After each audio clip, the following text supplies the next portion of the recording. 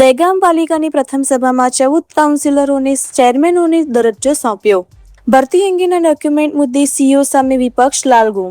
દહેગામ નગરપાલિકાના સભાખંડમાં પ્રથમ વર્ષ 11 જૂન 2026ના રોજ સામાન્ય સભાના અધ્યક્ષ નેહાબેન પટેલના અધ્યક્ષ સ્થાને ઉપપ્રમુખ રાકેશભાઈ રબારી, કારોબારી ચેરમેન સુરેશસિંહ ચૌહાણ, સચિવ પદે ચીફ ઓફિસર ઉમ્માબેન રામીણા, અશોકભાઈ રાઠોડની ઉપસ્થિતિમાં સામાન્ય સભા યોજવામાં આવેલ, જેમાં દહેગામ વોર્ડ વિસ્તારોમાં વિકાસના કામોને સર્વાનુમતે બહાલી આપવામાં આવી હતી.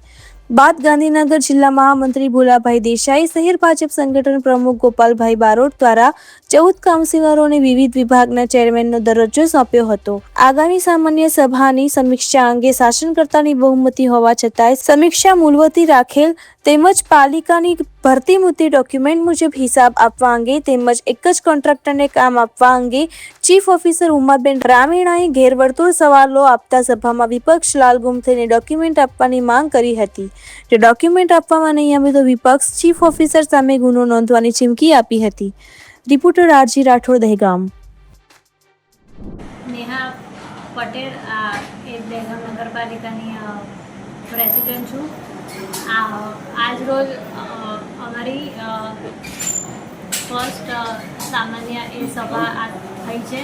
તો એમાં અમે લોકોએ 14 સમિતિઓ બનાવી છે અને 14 કોર્પોરેટરોને ચેરમેન એ બનાવ્યા છે.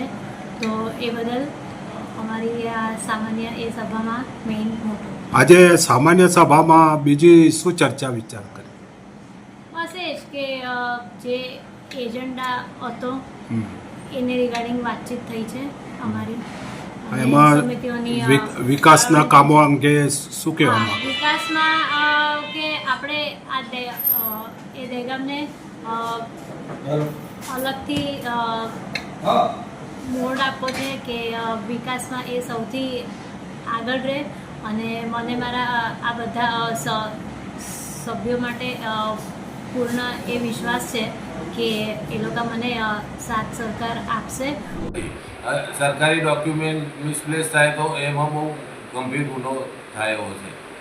અને એક જ કોન્ટ્રાક્ટરને 100 કામ આપે 100, અને એના પાછું 6 મહિનાનું ઓવર આપે છે અને પાછો વધારો બી આપે છે.